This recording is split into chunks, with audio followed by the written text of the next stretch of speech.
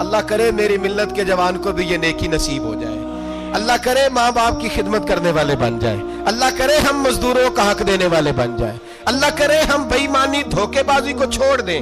اگر کوئی ایسا عمل ہوگا تو اللہ دنیا میں بھی نجات دے گا مشکلوں سے، قبر میں بھی اللہ نجات عطا فرمائے گا، قیامت میں بھی اللہ عمل کا وسیلہ دینا رب کی بارگاہ میں جائز ہے۔ بولیے، اللہ کے ناموں کا وسیلہ دینا جائز ہے۔ کوئی بھی عبادت اگر خلوص کے ساتھ کی جائے، میرے نبی پاک نے فرمایا فرض نماز پڑھ کے تو جو دعا بھی مانگے گا رب تیری قبول فرما لے گا۔ فرض نماز پڑھ کے جو دو دعا بھی مانگے گا اللہ تیری، اس کا مطلب ہے اعمال کی برکت سے اللہ دعائیں قبول کرتا ہے، اللہ دعائیں قبول۔ بس پھر وہی دعا کرتا ہوں، اللہ ہمیں خلوص والے عمل کی توفیق عطا فرما۔ اچھا، اگر یہ والا وسیلہ جائز ہے تو بتائیے نبی پاک کا وسیلہ جائز نہیں؟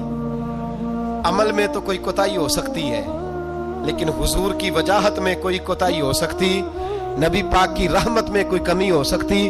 ادھر سنو، ایک پہلو ذرا گہرائی سے، ایک بات عقیدے کی اس کو یاد رکھنا، اللہ کو کوئی بندہ نا مجبور نہیں کر سکتا کہ ہم نے نبی پاک کو لا کے کھڑا کر دیا ہے تو اللہ مجبور نہیں ہو گیا، یہ سمجھ لیں۔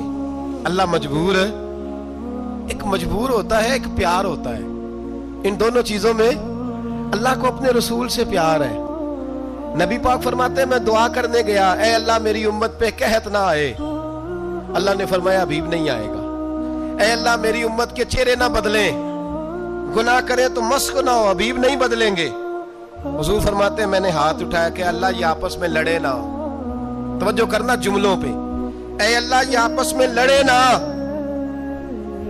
اللہ یہ بھی کہہ سکتا تھا ابھی بھی یہ نہیں قبول کرنی دعا، اللہ بے نیاز ہے نا، چاہے قبول کرے اور چاہے، توجہ کرو غور کرو بات پہ، اللہ چاہے تو قبول کرے، چاہے تو اے اللہ میری امت لڑے نہ، تو یہ نہیں فرمایا ابھی قبول نہیں کرتا، کہ محبوب یہ دعا مجھ سے مانگ ہی نہ، اے ابھیب تو دعا مانگ، تو مانگے میں قبول نہ کروں، یہ ہو نہیں سکتا، اس طرح کر یہ دعا مجھ سے۔